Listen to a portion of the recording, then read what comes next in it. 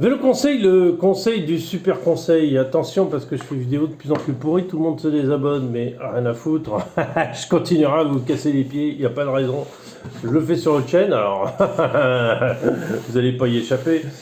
Bon, après, je suis pas censé vous faire plaisir, mais dire des vérités. C'est pas du tout pareil.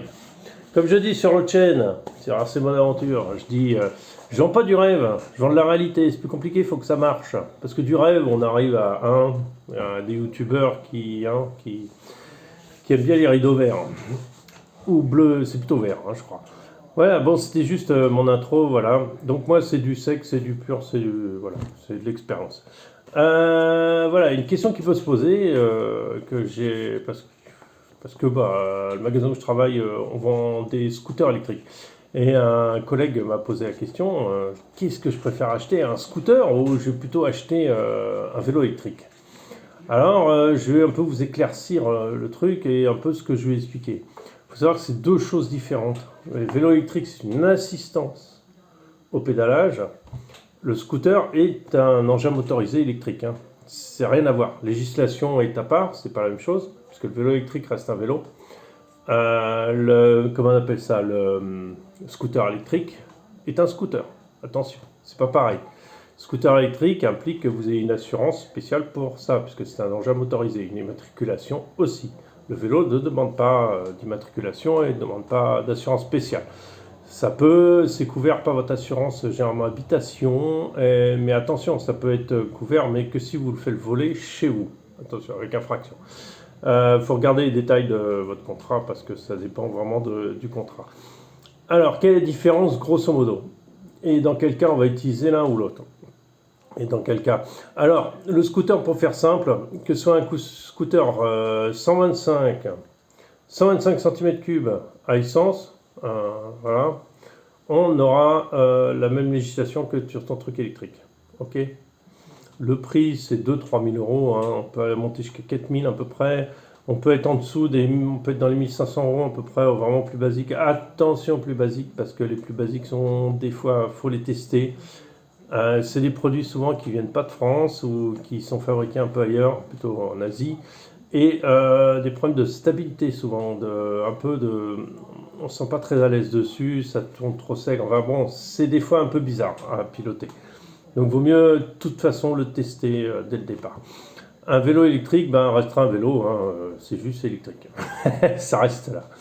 Voilà, alors bizarrement, il y a un paradoxe. C'est-à-dire que sur les scooters électriques, on reste sur du basique, hein, c'est batterie, moteur électrique, on reste sur un petit compteur. Généralement, des fois, bon, ceux qu'on a, je ne sais plus la marque, mais qu'importe. Si vous voulez, je vous mettrai un lien, mais je ne suis pas sûr que je vais être à ce point-là fou pour vous mettre un lien. C'est Agio, ou je sais pas, non, c'est pas Piaggio, c'est autre chose. Euh, L'idée, c'est de faire reprendre un peu les scooters italiens pour le style des scooters italiens, un peu, voilà, tu vois, un peu rétro, un peu sympa. Les couleurs sont super sympas, des fois c'est vraiment joli.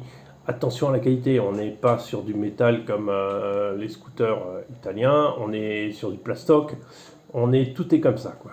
Voilà. Les vélos électriques, on peut tomber enfin, on peut en trouver autour de 1000 euros, mais attention l'autonomie, ça va être un peu pourri. C'est plutôt vélo électrique à 1000 euros, ça ressemble plus à un vélo normal sur lequel on a adapté une assistance électrique. Donc souvent ta batterie est vissée sur le tube inférieur et tu as une espèce de roue dans la roue qui lui est le moteur. Soit placé à l'avant, soit placé derrière, ça dépend. Voilà, donc ça c'est à 1500, l'autonomie est pas très grande, je crois que c'est une quarantaine de kilomètres. Mais dans ces prix-là, après si tu montes 2000, plus de 2000 euros, même jusqu'à 4000, après tu peux toucher des trucs en carbone, des trucs avec une autonomie de 80 bornes, 120 km, ouais, 120 jusqu'à 120 je crois. Attention, c'est 120 en conditions idéales, hein. Alors après, c'est savoir qu'est-ce qu'on veut. Pourquoi acheter l'un, pourquoi acheter l'autre. Alors, il faut savoir que le vélo électrique, les avantages, le gros avantage, c'est que c'est un vélo, dans le sens où ce sera jugé comme un vélo. C'est-à-dire que si vous respectez un peu le code de la route comme vous avez envie, sur les rues piétonnes, dans certains endroits vous pouvez avoir accès, voilà, vous pouvez avoir des accès que vous n'avez pas du tout en scooter, hein, qui sont interdits complètement aux engins motorisés. Vous pouvez éventuellement prendre alors comme c'est un vélo, vous pouvez prendre les pistes cyclables, Vous pouvez comme ça, vous promener en forêt avec. Hein. Vous avez plein de possibilités qui sont complètement fermées aux scooters électriques. Pas à cause des pneus ou quoi que ce soit, c'est à cause de la législation. Qu'est-ce que tu fous, toi? Ma fille elle a quatre pattes parce qu'elle veut pas être sur la vidéo. Elle est passée derrière. Et qu'est-ce que t'as vu dans les mains? Trop drôle. Allez, vas-y. Ah, les gamins, c'est plein de ressources. Ah, je me suis pris une claque.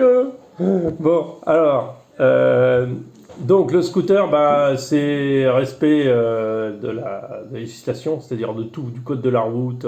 Et je ne sais pas en France comment c'est exactement, je crois qu'il faut avoir le petit examen pour savoir un peu les panneaux et tout ça, quoi.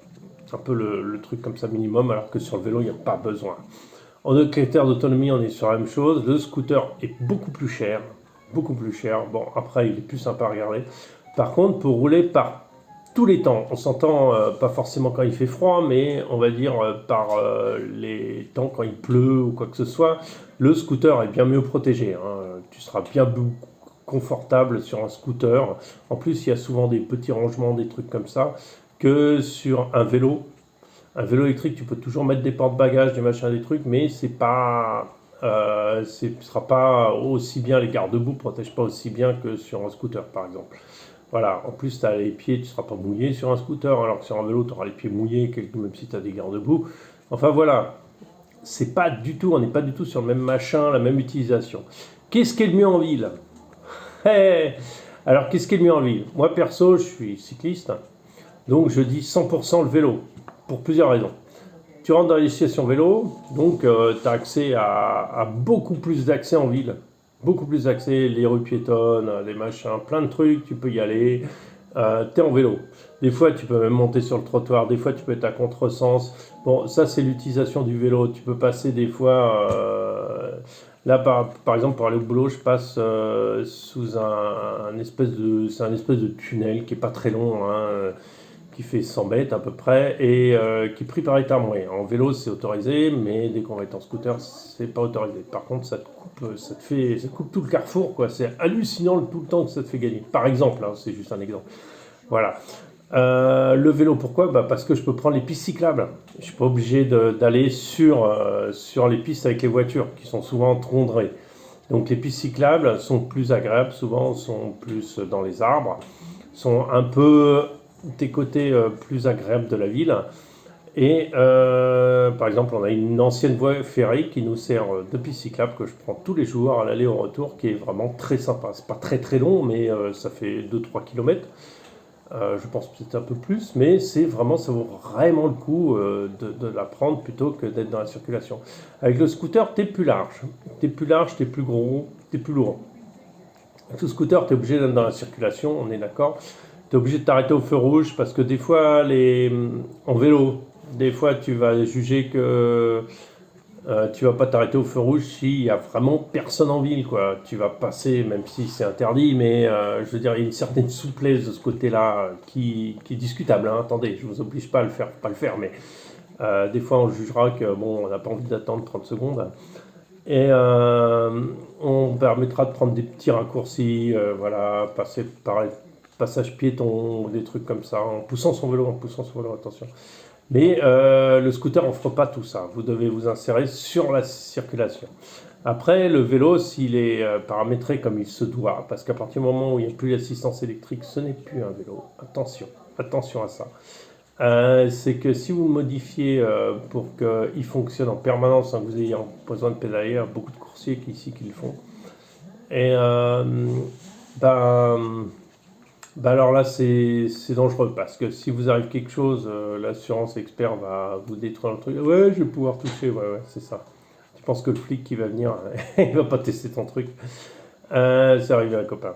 Et du coup, après, c'est plus pareil. Là, c'est hors norme. Voilà, donc c'est une assistance, donc c'est bien de bouger un peu, même si c'est parce que tu fais que 30% de l'effort, même pas, hein, en vélo électrique. Mais tu fais quand même un effort, et c'est salutable, c'est bien, c'est très bien. Tu vas pas arriver tout transpiré comme si tu étais vraiment en vélo. Donc oui, c'est une option qui peut être bien aussi pour bouger. Voilà, le vélo électrique. Le vélo électrique t'offre beaucoup plus d'opportunités de pouvoir passer. Un scooter sera verbalisé tout de suite. Voilà. Après, c'est à vous de faire votre choix. C'est à vous de savoir quand est-ce que vous roulez. Si tu roules par tous les temps, c'est peut-être un scooter et pas plus mal.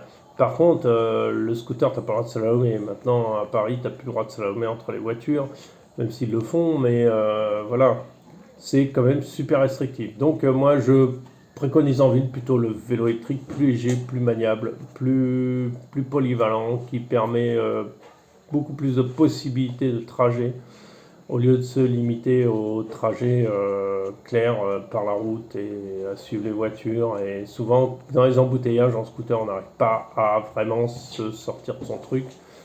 Donc le vélo offre cette possibilité. Il y a aussi la trottinette. Alors la trottinette, mais j'en parlerai une autre fois, la trottinette électrique. Mais la trottinette telle qu'elle est décrite, telle qu'on devrait l'utiliser dans les normes européennes et françaises, la trottinette devrait être considérée comme un vélo et même pas rouler sur les trottoirs et tout ça, tout ça, tout ça. On est d'accord, casque et tout ça, tout ça. Alors qu'en vélo, vous n'avez même pas la contrainte d'avoir un casque, ni des gants, ni rien. Vous pouvez rouler comme ça.